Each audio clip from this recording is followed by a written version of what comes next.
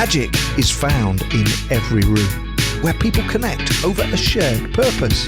In this weekly podcast, Luke, Hannah and Chris explore the role of purpose, courage, mindset and culture in every leader's quest for transformational performance. Hello and welcome to Magic in the Room. I am Luke Freeman. I'm Hannah Broderud. And I'm Chris Province. And man, thank you guys for being here. I look forward to what we're doing today. We're going to workshop something. Yeah. Do like a little live workshop. Right? Yeah, and so let's do it. I think what we'll call this at our best, right? Okay. So we have we work with some kind of, I don't know, they're kind of like icebreaker cards, right? And they're called At Your Best cards, and they have different attributes listed on them. And I think I just wanted to take some time today and work through a few of these.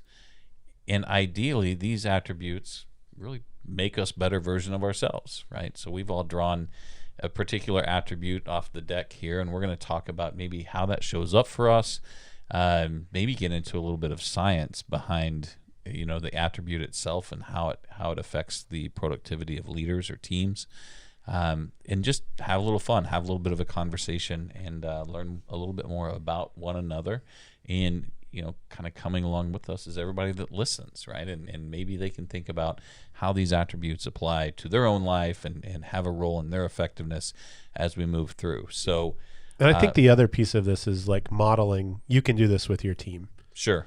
This is a great activity that spend 10 minutes of a staff meeting.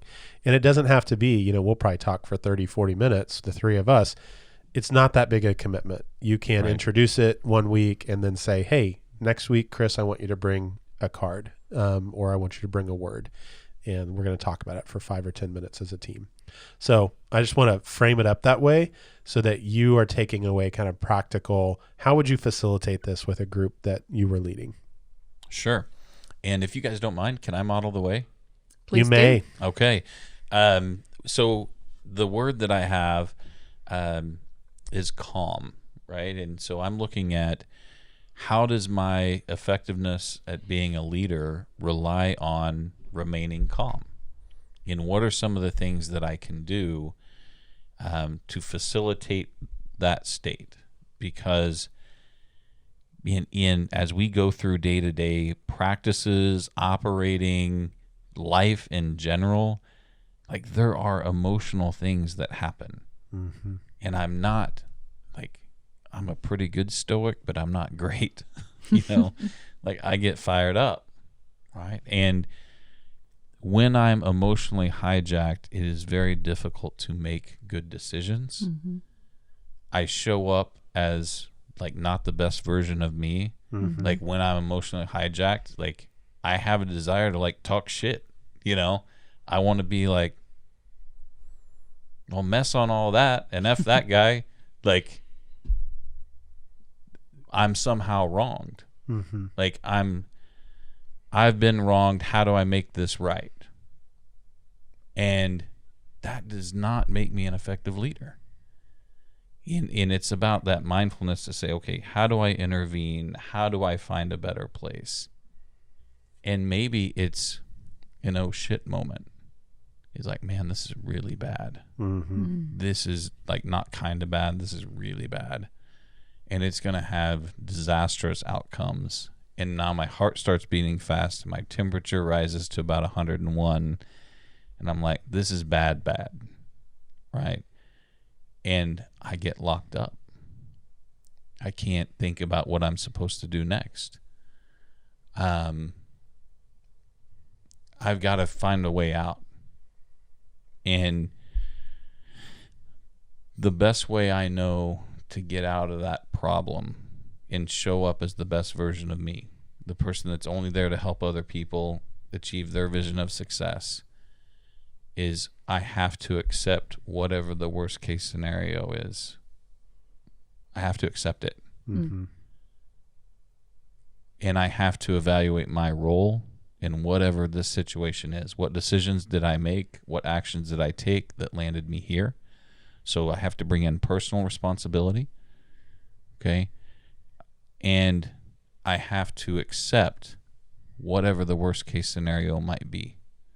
And that's what returns me to that non-negotiable stakeholder and that non-negotiable purpose. Like anchoring back to why I'm here creates this.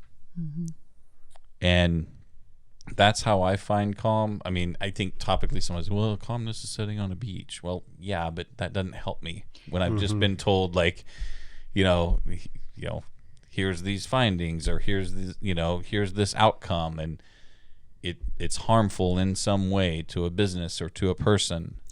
Like, well, and there's what you're talking about is how do we remain calm in the middle of a crisis or some sort of event that can be triggering, that can be, that can cause that emotional hijack, right? So how do we remain calm under fire as leaders? How do we lead with intention and purpose, remaining calm so that we don't contribute to escalating the situation? And if you think about what happens in the brain, you talk about being hijacked, right? And there's the term, the amygdala hijack, when our feeling brain we just get flooded with emotion, right? And the limbic system in the brain, which is the middle brain and it's an older part of the brain, right? It's part of the animal brain. That's the part of the brain that makes subconscious assessment about threat or reward. And so when we're hijacked in that way, it's because our limbic system is activated. Our threat detection is up, right? And it flags our defensive mechanisms. Is that why I get hot and my heart beats fast? Yes, that is exactly and I can't why. think straight. Right? And so the brain can only do one thing effectively at a time, right? So either we feel strongly or we think clearly. So the newer part of the brain, and humans have the largest prefrontal cortex of all the animals because we have a much more developed frontal lobe. And that's the thinking brain, right? The prefrontal cortex. So one of the things that we can use to regulate emotion and create more calm is to ask a question, whether that's asking a question of someone else who's in that state when we're leader, or we can ask a question of ourselves. Because what it does, it flips the activity and the blood flow in the brain from the limbic system and the emotional, the amygdala regulates the emotional intensity in the brain. Nice. And it flips the activity into the prefrontal cortex, which is the thinking part of the brain. And studies have shown when we're operating actively in the thinking brain, the emotional intensity subsides. And on the flip side, when the emotional reactivity is really high, there's reduced blood flow and reduced activity in the thinking part of the brain. That's powerful. So if I find myself in this state of like, man, I'm feeling strongly, so I'm probably not thinking clearly. If I can then go to someone that I'm connected with and ask a question, that is kind of maybe a kickoff to de-escalation. I would frame it a little bit differently. If you have someone there that asks you a question, it will flip that, right? Okay. And if you don't, you can do that for yourself. So I would say we've talked about the importance of curiosity, and I'm going to talk about my attribute here in a little bit, but getting curious, so leading with curiosity, asking yourself the question, why am I feeling so strongly about this? Where is this emotion coming from? Why is this so intense right now? And it helps you actually start thinking about what you're feeling, which automatically reduces the intensity of the emotion. So that's self-coaching. Right. Yeah, the thing that comes to mind for me is that having a process helps in crisis, and practicing that process helps. And for me, I've spent, oh gosh, how many days in wilderness medicine training? A lot. Let's just say 40 or 50 days worth of training. To me, it feels like a lot. Lots of different courses over a period of a decade. Established curriculum for what do you do if somebody gets hurt and you're far away from medical care. And so I feel, even though a lot of that training has lapsed and I can't say I'm certified, the habit and the pathways in my brain whenever something goes wrong, I think continue to be affected. Because in the same way that we say we have a process if there's a first aid incident, right? First, is the scene safe? Is anyone else at risk? Am I, as the helper, at risk? Okay, no, it's safe, great. Does someone have a clear airway? Are they breathing? Do they have a pulse? Are they bleeding out somewhere? Is there some sort of spinal or head trauma that I need to be aware of? Those are all in order things that you would know to check. So having those very top of mind, if something goes awry, if there's a wreck on the side of the road and you pull over to help, knowing those things creates, I've never thought of it this way or understood it the way that Hannah explains it, but it does move you from a space of fear into the cognitive process, right? So, okay, now it's not I'm scared, it's I'm working a process. And I'll say when crisis arises that isn't of the physical sort, when it is look, here are these findings, I find myself using a similar process. Okay, is there any immediate danger to our operation? Is there something that's going to happen in the next hour that's critical, that could hurt someone, one of our stakeholders, one of our team members? Okay, no. All right, now let's look at the functions and the processes that keep us alive as an organization. Our revenue, our relationship with our customers, our relationship with our team members, our technology operating systems, all of these things that are central to how we actually get things done every day. Is anything threatening any of those core systems? Okay, no. All right, well, this is something that we're really, when do we need a decision, or when are the potential consequences? Okay, it's 6 weeks away. Great. All right. How do I now start planning for my answer 6 weeks from now? What do I need to learn? Who do I need to bring along? Or maybe it's someone who's really upset and they say that they're going to quit today. Okay, great. Let me go through my checklist. Okay, I think we're okay, right? For the most part, we're fine. But how do we mitigate this? Well, first, we talk to the person. Great. Let's find out if there actually is a risk. If there is, and they're done, right? They're leaving. Okay. Well, what's the immediate operational outcome of that? And how do we need? So you kind of get into this area where you're depending on those systemic process steps and not on how you feel about those steps. So, if you haven't practiced that, right, I have the privilege that I have a little bit of that drilled into me.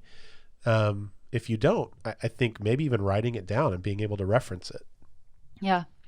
And another thing that comes to mind as you're talking, so in some way we're creating a little bit of detachment in the situation, right? By responding with process and activating cognition and the thinking part of the brain.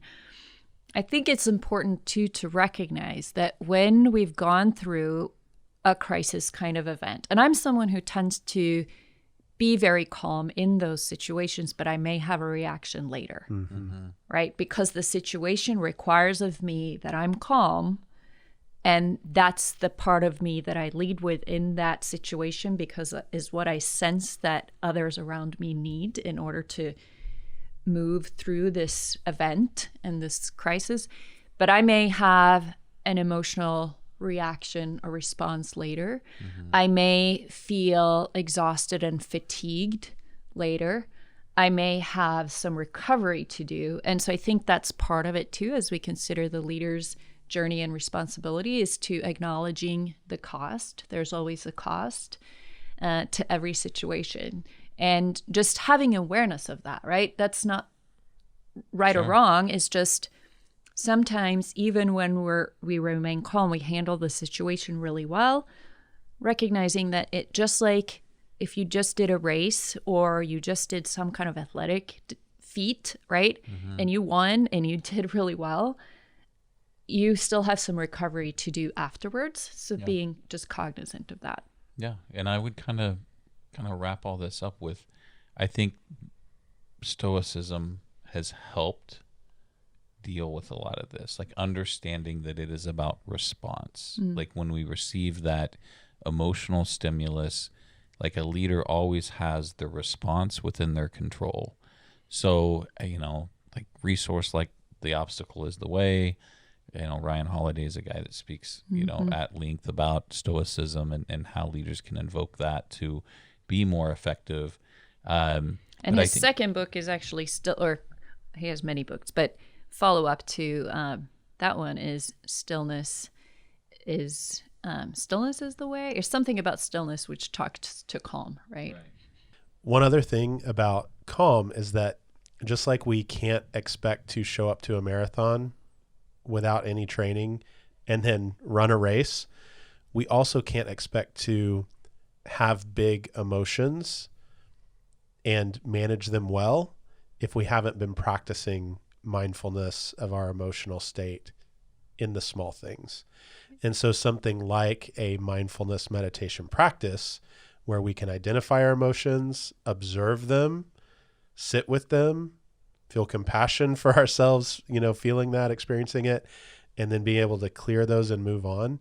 If we practice that in a small way, daily, weekly, right, then we're much more equipped for the big thing, right? And being able to have a mindfulness practice that can put its arms all the way around really big feelings and walk through those. Right.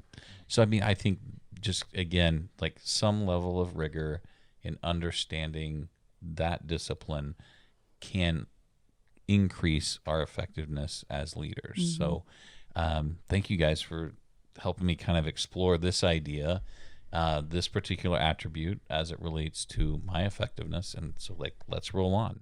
So my attribute that I wanted to talk about, and these cards are cool because they have the attribute. They have a word on one side and they have a picture on the other. And so on the back of my card is a picture of a baby with some rubber duckies. And the baby is like putting its mouth on the side of the bathtub. And so that is kind of the definition of this attribute of being curious. Because babies are new, they're exploring everything. They're curious about everything. They want to touch it, taste it, eat it, and just interacting with the world in a very physical way, right? That's a way of exploring. So I think of curiosity as one of the most important leadership attributes. It's one of the most important attributes for a good coach, for a good teacher, for a good student, for a good parent. Curiosity is what helps us discover the world and learn the world. So even to tie that into the previous conversation about how to remain calm, right? If we lead with curiosity rather than reactivity, my good friend Karen Lum, who we will surely have on the podcast someday, talks about getting fascinated rather than frustrated. And the fascination has this element of curiosity to it, right? So when we encounter a situation we don't understand, that we're appalled by, that is just overwhelming, or whatever it is, when we feel like we're getting triggered and beginning to get hijacked, what if we got curious? What if we asked questions of the people in our organization rather than reacting to assumptions? What if we asked questions of ourselves and about our own assumptions to gain more awareness? So curiosity to me is a really important attribute that I feel when I lead with curiosity, I am at my best. Chris, what do you What do you think? Yeah, I mean, I do agree. Like, you cannot cultivate that growth mindset without some level of curiosity. And, we talk about roles. Like, I'm curious about, I like being a person that runs. Like, am I a runner? Mm-hmm. Right? Am I willing to commit to being that? Mm-hmm. I like to fish. Can I be a fisherman? Mm-hmm. Right? So this idea of exploration, the things that, these roles that make life so rich, I think they all start with curiosity. And then, when I think about growth mindset, I think about, like, when we pick up this deck of cards, that's evidence of growth mindset, the fact that we want to explore this thing. When we come into this room to have these conversations, it's evidence, like, we're curious about things. When I pick up a book, I'm signaling that I'm curious about things. When I show up at a conference, I'm curious about things. When I read the article, I'm curious about things. So it's like curiosity shows up in how I engage with life. Mm-hmm. And when we talk about attributes, like at our best Mm-hmm. sort of attributes, curiosity is a huge part. Yeah. I think for every leader, but it shows up in very big ways, and it shows up in small ways that can land us in some pretty big places. Mm-hmm. Similar thread, but the thing that struck me when you shared about curiosity is that, the foundation of curiosity is humility. And only when I'm humble and admit that I don't know everything can I really be curious about, well, what is it that I don't know that I could learn? Mm-hmm. We have a little bit of a saying kind of just on our team, like, oh yeah, I met a new guy with this new client, and yep, he's the guy. He's the guy. He has all the answers. He knows everything, right? Hannah and I were on a call the other day with someone who's the guy. Yeah. Right. And every time we said, we have a little bit of expertise. Like, have we thought about it this way? Oh yeah. Yeah. But that's how we do things around here. Yeah. Always sure, always with an answer, not curious. Right. And I'm not trying to, he's, I don't know. I don't know why I'm trying to not say something bad about someone, but I think this idea of humility is really central to curiosity, and why it's leaders at their best, or why are leaders at their best when they're curious? I think we're in a world that demands curiosity. Mm-hmm. And if we're not curious, we're going to be left behind. Mm-hmm. It's going to be hard for the folks who aren't curious, I think. Mm-hmm. I think there's hard days ahead. Can you imagine the extinction burst we're going to get from from the fixed mindset, I don't want to learn, I don't want to move? And I think we're seeing that a little bit already. Yeah. Right. So let's not fall victim to that. Mm-hmm. Define extinction burst for everyone. Yeah, it's just like these behaviors that have always served me, that now that they no longer serve me, I'm going to act out. And I'm going to try to blow up everything that's moving that I can't control in order to protect my own position in the world. And there's so much, especially around social dialogue. Like, the end of the book is written. Like, the market has already decided the stance on the things, and we have subcategories of people that are just standing staunchly against the way the market wants to move or the way society wants to move. And it's an exercise in futility. Mm-hmm. The idea is move at the speed of the challenge. Mm-hmm. If you are a leader that anchors to what you know today or what I know today, and I'm never going to move, and I'm not going to learn anything else, and I refuse to accept the changes that other people thrust upon me, then that's at my own decline. Like, my performance will decline if that's the stance I want to take. Well, and that's, in a rapidly changing world, right? The learners are who will move, the people who move with the speed of the challenge, who lead with curiosity, who are open to discovering what is happening, what is changing, what do I need to learn, how can I adapt? Because the learned will find themselves beautifully equipped to handle a world that no longer exists.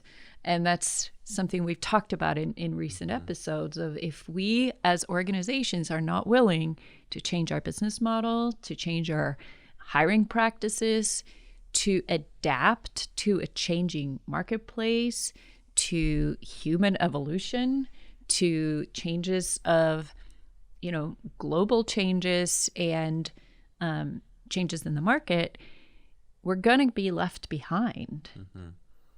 Yeah, and the idea of curiosity is how I become.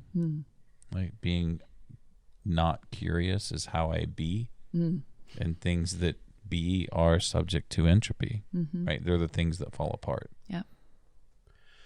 I'm going to layer on a little bit of a meta narrative.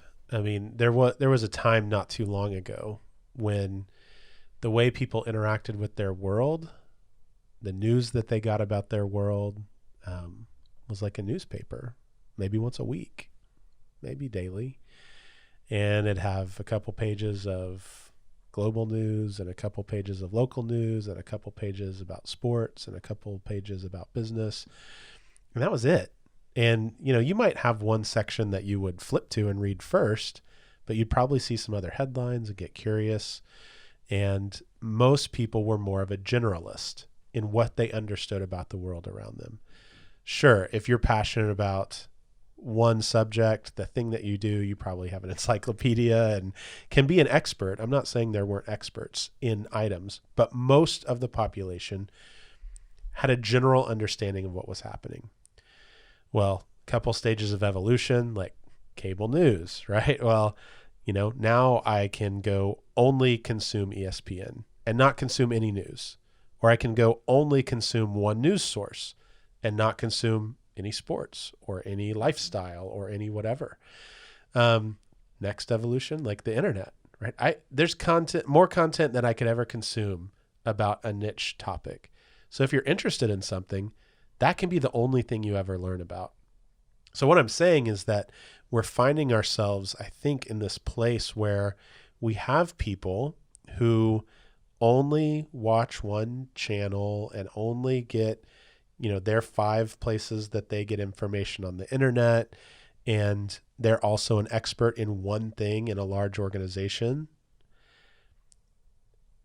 And I don't know how sustainable that is. I think we're seeing that reach its limits in the utility of being so niched as human beings. And the people who are curious about what's happening on a different channel, or what's happening in a different corner of the internet, or what's happening in a different function of their business, have an advantage. When most of the population becomes niched, the generalists get the advantage.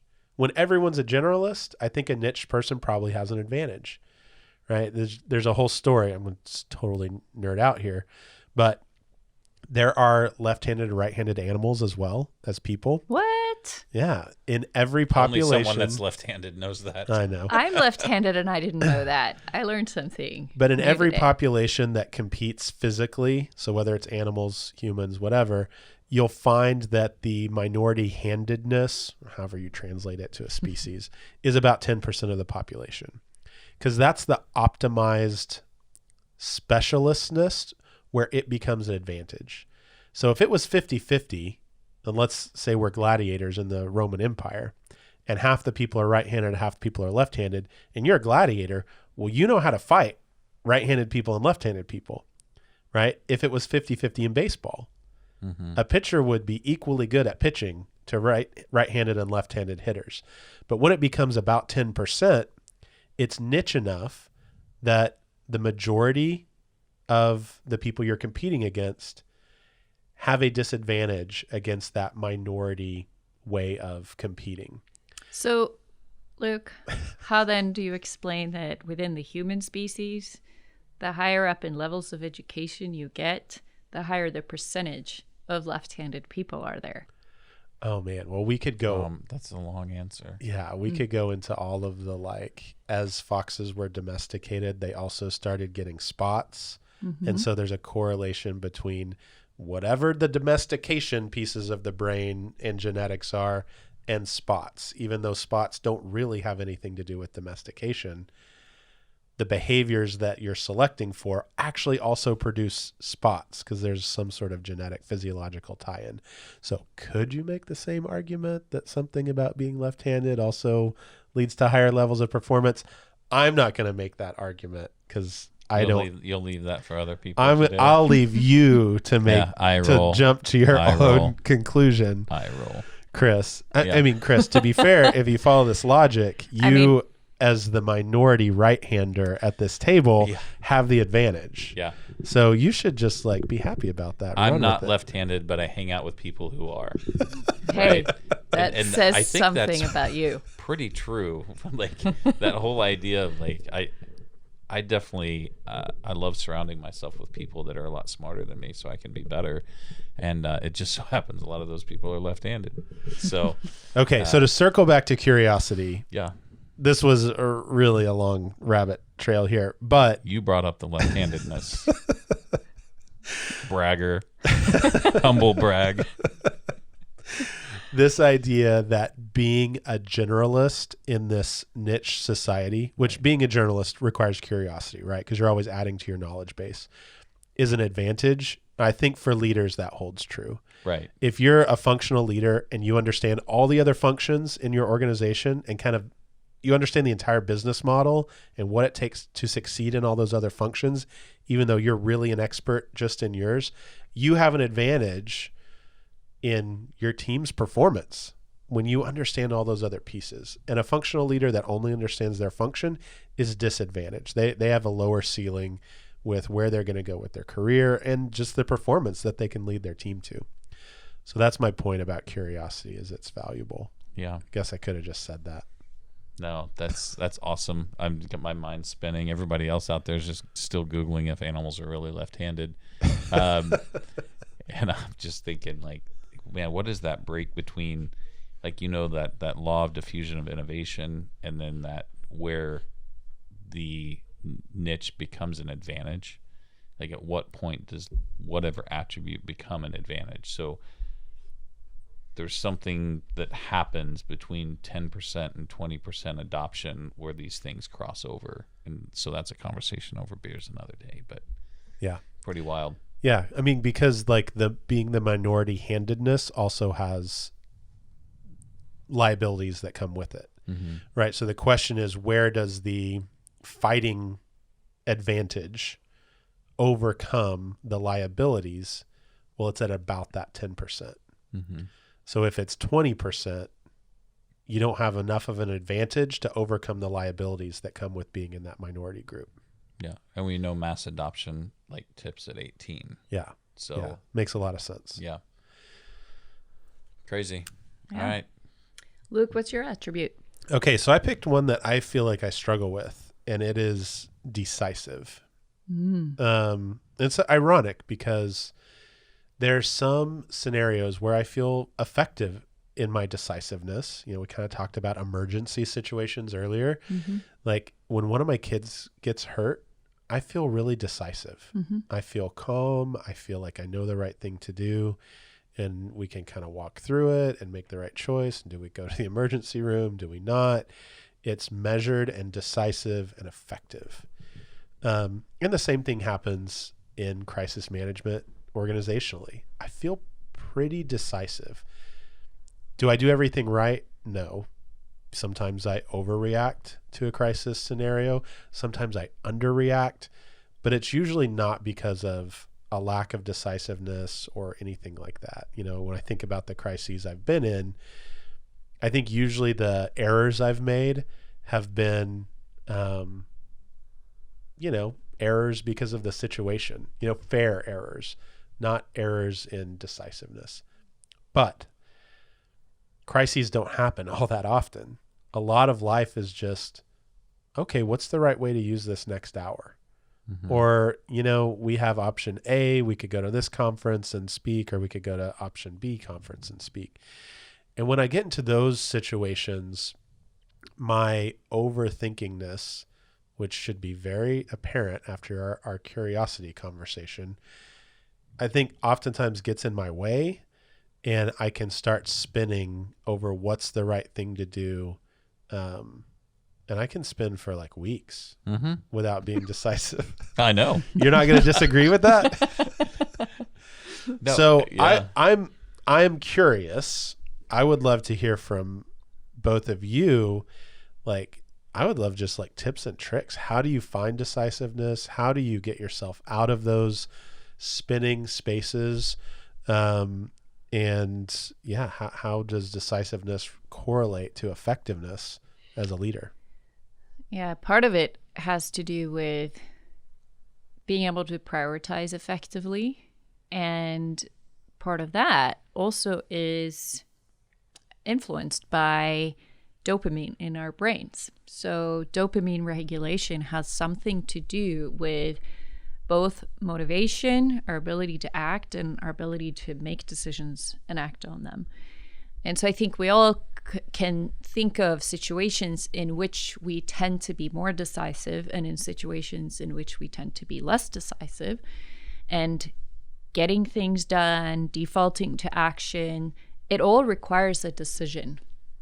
But decision making is energy costly for the brain.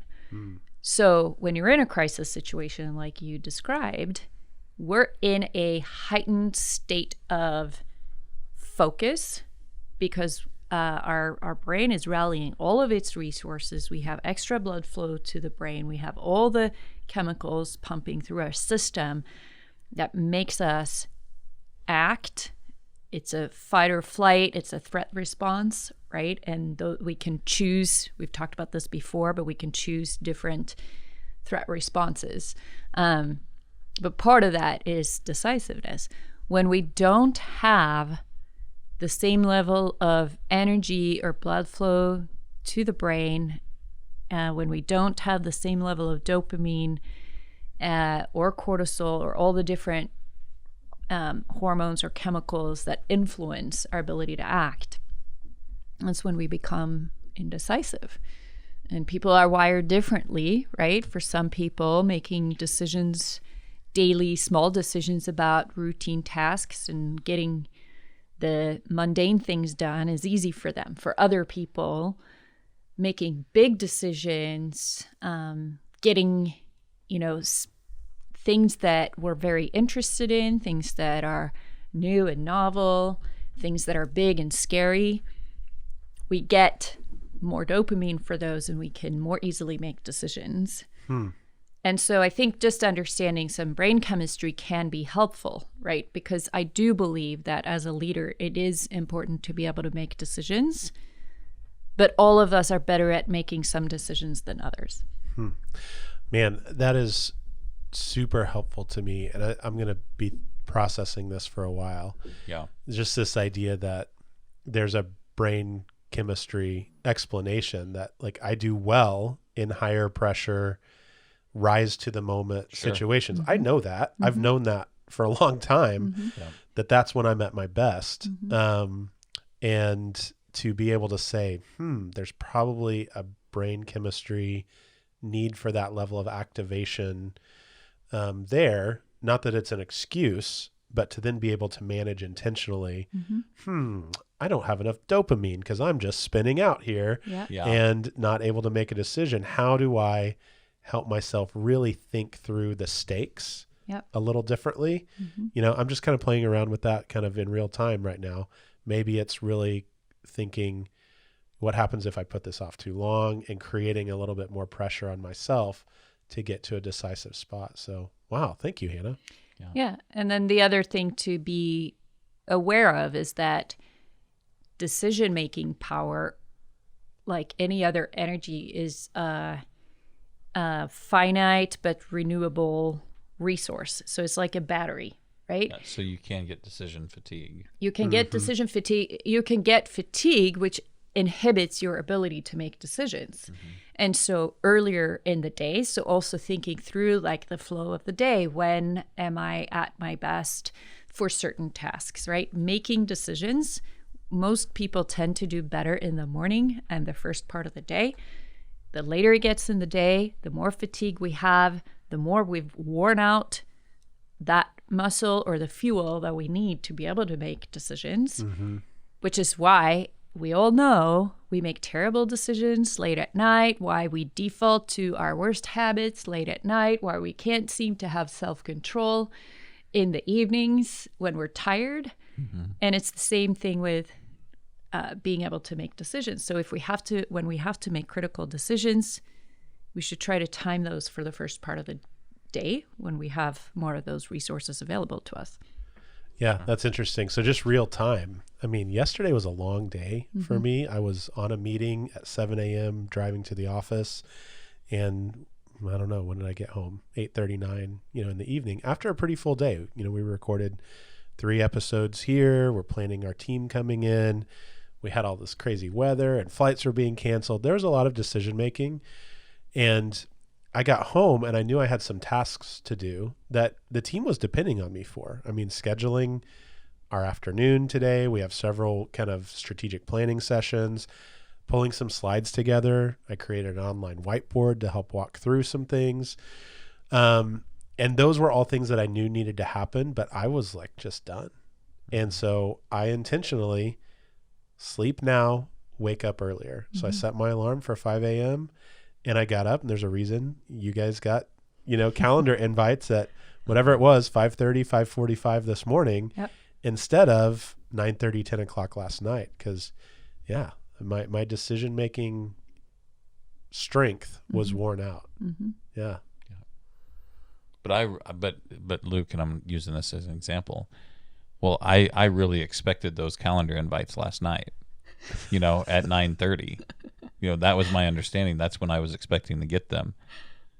You see some leaders take that approach, right? Yeah. Being idealistic. I wasn't checking my email at 9:30. Whether I got them at 9:30 last night or 5 o'clock this morning is immaterial. But getting stuck in ideology is also what slows down or constricts decision-making ability or the making of quality decisions. Yeah. One of the things that there's this idea that is this decision strategically optimal versus does this decision create strategic optionality? And if we embrace the idea of developing strategic optionality, it speeds up the decision-making process. Because I'm not holding on to the ideal that it has to be optimized. If I am idealistic about every decision being strategically optimized, it constricts my ability to make them. And that's just a personal position that I see or have experienced. So I think one of the things is focusing on from me. Yeah, and other leaders. You're being nice enough not to say it. But I'll own. I think there's being slowed down by idealism. Well, and here's the thing: it's there's a few years between me and you, right? And I think the younger a leader is, the more apt they are to focus on strategic optimization. And typically, and I'm saying I'm calling this out as a generational difference. The older generations or generations prior to tend to lean more towards optionality. And so I'm not speaking to right, wrong, any of that. I'm speaking to what is that process being decisive. When we look to optionality, we can move faster than when we look to optimized. So, and then just I think what else do we know about decision making? Think long, think wrong. But then that's juxtaposed with we are always battling the physiology of it, like what you guys already talked about. And what we know about decision making is the big things, the things that matter most, like that. It's the things that don't matter most where we get locked up. And so there's this call out to say, It's actually the smaller decisions we should spend more time thinking about, because they don't matter as much. There's not as much pressure on them. Mm-hmm. And so that's also kind of like, if I was to share, like I don't see any issue with your decisiveness on the things that matter. Mm-hmm. Right. It's always the things that are like down channel. Yeah. Like conference A or conference B. At the end of the day, we're going to be both places. Mm-hmm. Right? Like, we're going to have a presence both places. We're going to continue to extend our reach. Like, yes, like figuring that out is going to take a while. Mm-hmm. But the decision about how we grow a brand is already made. Like the big stuff is already, like those decisions already made. It's those down channel decisions about the things that aren't as material that tend to take longer, and that's okay. Yeah, this is interesting because I'm going to overlay it onto like strengths-based coaching and strengths-based leadership. Because if I was going to coach myself on this, my top strength, if you look at the Gallup Strengths Finder, is strategic. And, that's my superpower in a lot of ways. But when idealism creeps into it, if I was going to coach myself, it becomes colored, right? It becomes moved off of where it is most effective. And so, like, I think about this decisiveness piece. My takeaway is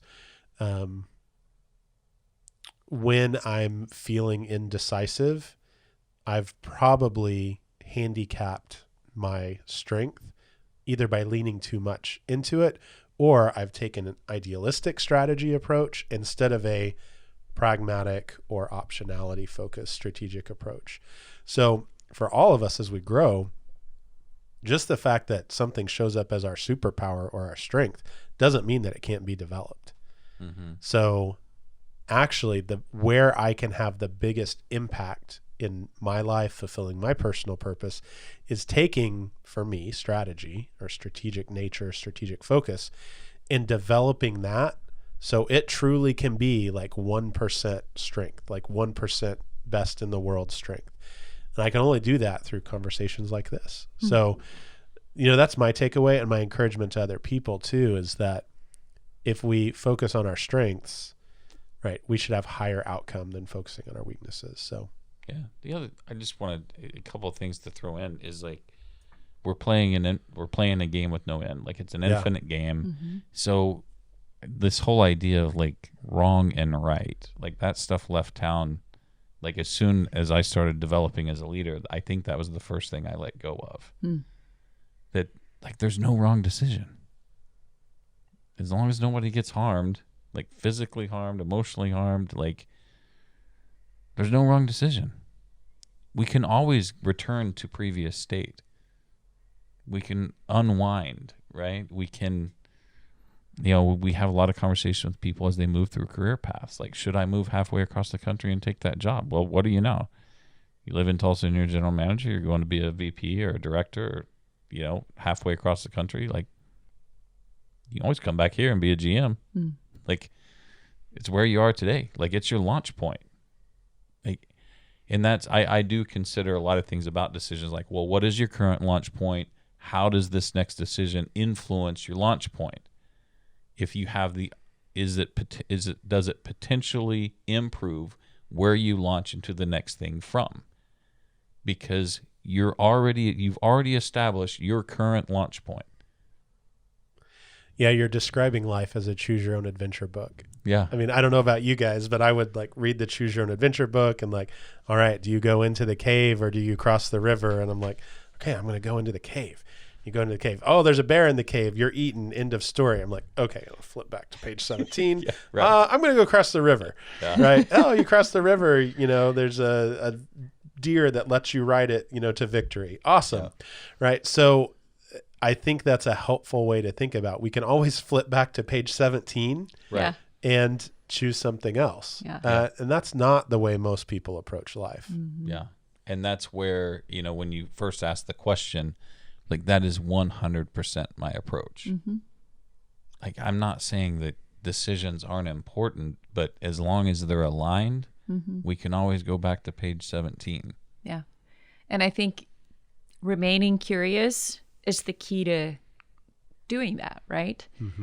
When we recognize that things don't have to be set in stone. Now, if we're someone who derives a lot of sense of security and safety from things being set in stone and being the same and unchanging and unmoving, that's going to be tougher to overcome, right? To recognize that I made this decision and it had this outcome. I've learned something now that allows me to get curious and consider whether there is another decision that is also possible that could lead in a different direction. Yeah. And as long, and that's, tying this together, like the decisions I make, like everything that happens to me is some sort of outcome from a decision I have made or a situation I have placed myself within, typically. Okay. 99% of my existence is within my control.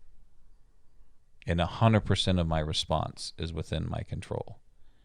But after making a decision, if I find myself in an outcome or a situation that is uncomfortable or I don't like or is creating suffering, I can't flip out. I can't get emotionally hijacked. I have to say, how do I get curious about this? Yeah. What's my responsibility? What have I done to land myself here? And then what do I do to remedy this? Do I turn back to page 17 and start over? Or do I go into a new area or a new season from where I am? And it's that constant monitoring and evaluation around, like, really enjoyed how these attributes connect together at the end of the day, even though they were selected separately. Just a really rich conversation. So Luke, like, why don't you take us out of here today? Like, as you exit this space, how do you put all these things together?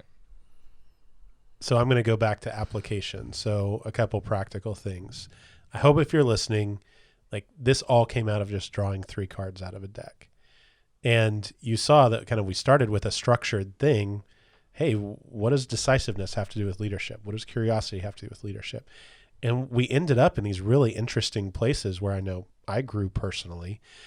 And I think if we create this space to have meaningful conversation, that good things happen. People want to grow. People want to develop.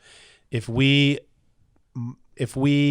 model the way with vulnerability and curiosity, we allow people to have conversations like this. And so just try something. Just start it. That really practically. My other practical takeaway is, at my best, cards should sponsor us, because we just did like an hour-long advertisement for them. So if you're listening, I mean, give us a call or just send us a check. Neil would be the most likely to know them since they're out of the UK. So Neil, if you're listening, all right, holler at your neighbor. We'll see Neil next week. Yeah, we'll have to have a conversation. Knows each other. Yeah. UK, right? All right, everyone. Yeah. Remain calm. Yeah. Stay curious. And make good decisions. Yeah, that's right. Those are our attributes. That's how we get to be at our best. So thank you guys so much for the engaging conversation and some development for me and hopefully for everyone around the table and everyone listening. So thank you guys. Thank everyone that's listening to Magic in the Room. And until next time, let's go win the day.